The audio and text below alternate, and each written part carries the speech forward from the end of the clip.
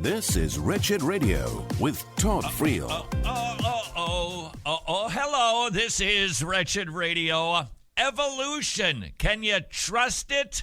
I don't think so. Not when they're constantly changing their mind. Tony, I'd like to tell you a story about something that happened to me a year ago. Okay. I was at Graceland, and the craziest thing happened. I ran into an Elvis impersonator. No. So weird. Went to sixth grade with the guy. That's just something else. I'll tell you, that was amazing. Wait a second. Hold it. Sorry. That actually was ninth. No, it was fourth. Hold on. It wasn't Graceland. It was second grade. It was. Yeah. Did I say Graceland? I meant Disneyland is what I meant. It's not great. It was Disneyland. And come to think of it, the guy was actually in a Mickey Mouse costume. So that was it. Keeps moving. It keeps moving. At some point, you'd go, you're not a reliable source. Why don't we say that about these so-called historical scientists, which are all that evolutionists are? All you can tell from a dead bone is something with a bone died. And yet, they make up fanciful tales, and they change them constantly. Oh, Todd. This one is a pistol. Yes, Joseph. They're moving towards greater accuracy. I realize. Well, when and- you get there, let me know. Because in the meantime, hey, I need to get to the White House. Well, I can tell you how to get there. Why don't you just jump into your car and drive about 7,000 miles to the east? I'll be adjusting those directions as we go. But don't worry, we're getting better at this. Okay, when you got it figured out, then let me know. In the meantime, you merely have an idea, not even a theory. From the Wall Street Journal, this is the big evolutionary story. Fossil points to a vanished human species in the Himalayas. I will just read from two different articles. One is from the Wall Street Journal. The other one is from National Geographic. Absolutely fantastic. And I don't mean like, that's incredibly good. I'm talking about ridiculous. A fossil jaw. Stop. A fossil jaw. That's it. One fossil of one jaw. And now we've got a brand new theory. Fossil points to a vanished human species in the Himalayas. One bone. It's all we have. Apparently, it was found from a monk that was wandering around the Himalayas, apparently, in 1980.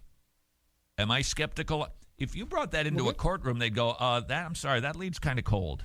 That's not going to really stand up to much. A fossil jaw found in the Himalayan highlands of Tibet belongs to a vanished human species called Denisovans, deepening the mystery of human evolution in Asia. So wait a second. Wait. The headline is telling me the mystery deepens, and yet we're getting greater and greater clarity.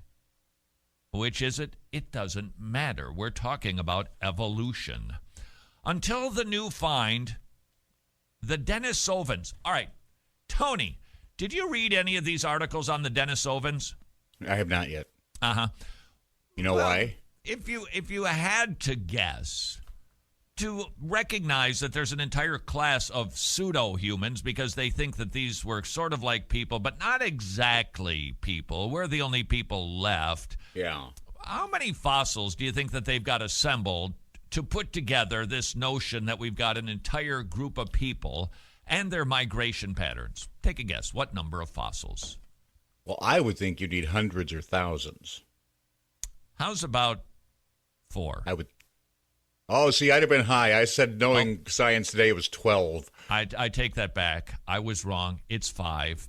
Until the new find, the Denisovans were known only through a fossil fingertip, 3 teeth, and a toe bone found in 2008. That's it. Bring that into a court of law. Try to solve a mystery. Somebody committed a murder in 2010, and you walk in with evidence like that, and the judge is going to say, son, you better go back to law school because that ain't going to fly in this courtroom. You're embarrassing the whole institution, but not in evolutionary science. 3 teeth, a fingertip, and a toe bone from 2008. And they put together an entire narrative. Now, this is from National Geographic. It is Love their channel. It is thought. I'll tell you what, I think it's the Discovery Channel. Yeah. They've got a really good commercial. It's that song from Blue Swede from 19... Ooga chaga, ooga, ooga, ooga chaga.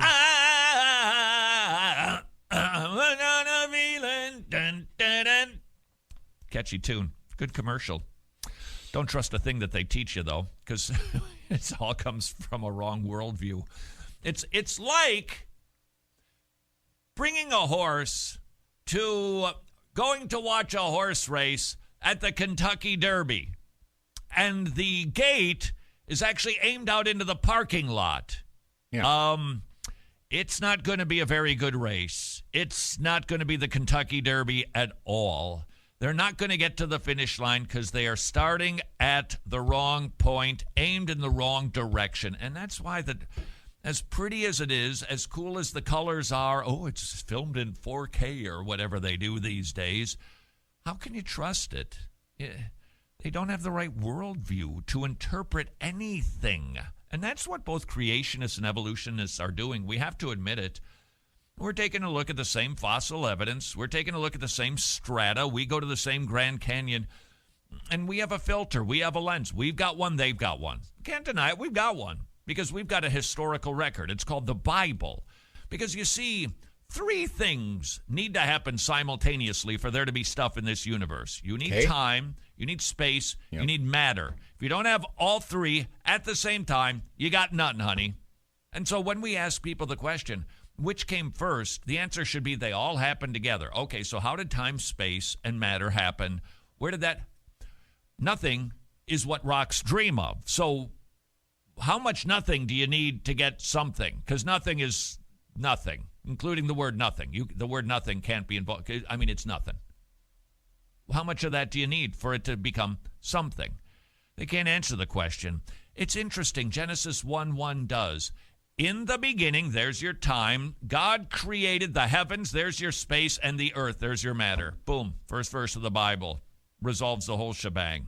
Evolutionists, they can't answer any of those questions. Back to the National Geographic article on the Denisovans. It is thought that after the Denisovans, notice the language of speculation. It is thought, we don't know, we're kind of writing a story here, and that's why when we find another toe bone, we need to fix it and tweak it. But don't worry, you can trust us. Good luck getting to the White House. It is thought that after the Denisovans' ancestors split from their Neanderthal relatives at least 400,000 years ago, maybe 800,000, 1.2, it doesn't matter, at least. They headed east into Asia, while early Neanderthals spread through Europe and Western Asia. Okay, let me just remind you. The Denisovan ancestors split from their Neanderthal relatives 400,000 years ago, and they headed east into Asia. We get this narrative from a jawbone, 3 teeth, a fingertip, and a toe bone. You would be kicked out of a Hollywood director's office. I'm sorry, what? You want us to believe that?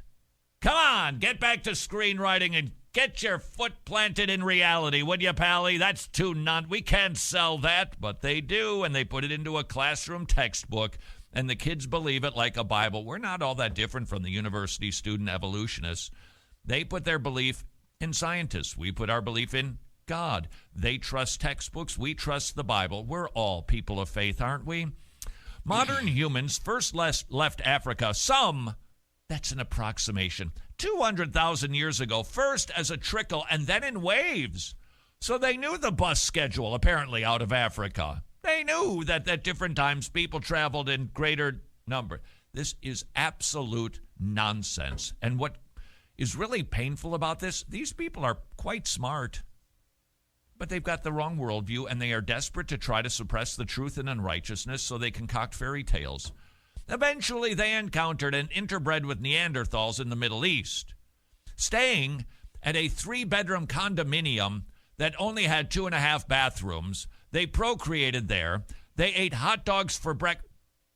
Why not? As long as we're making up stuff. Thanks to this study, said Maria Martin Torres, the director of Spain's national research, their portrait is progressively less blurred. Oh, and then perhaps my favorite quote from one of these experts at the universities. The mandible, the jawbone, get ready for this. This might be the quote du jour, maybe. One way or another will fit into this story. Yeah. There you go. Of course it will, because you're writing it as you go. I'm telling you. I'm not accusing anybody of anything, but do you think with the legalization of cannabis, there's a lot more of it being used in evolutionary quarters so that they can concoct this nonsense? I'm just throwing it out there for conversation's sake. This is Wretched Radio. Making professional videos is neither inexpensive nor easy, which is why